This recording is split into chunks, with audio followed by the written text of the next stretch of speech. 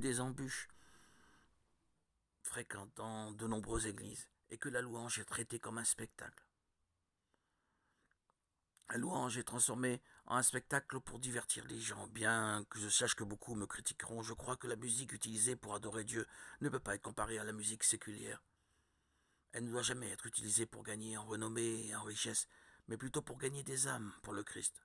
Je reconnais que beaucoup vivent de la musique et je ne vois aucun problème à ce qu'ils soient rémunérés pour cela, à condition de ne pas demander des sommes exorbitantes. Cependant, certains, en plus de jouer lors d'événements religieux, se produisent également dans des bars et des fêtes mondaines pour assurer leur subsistance le week-end. Ils jouent à l'église. Mon opinion est que chacun doit chercher en Dieu le meilleur chemin à suivre.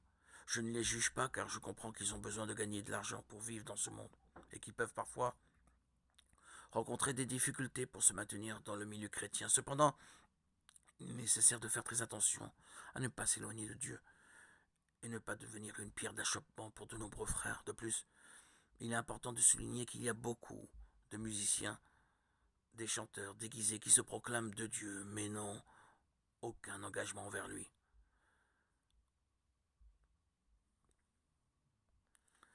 Récemment, dans les médias, il y a eu une certaine Fonquera qui s'était convertie et était devenue chanteuse gospel.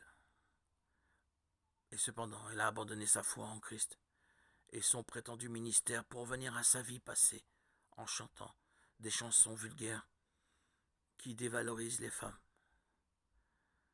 Par conséquent, nous devons être attentifs car Jésus a dit que nous reconnaissons un arbre à ses fruits.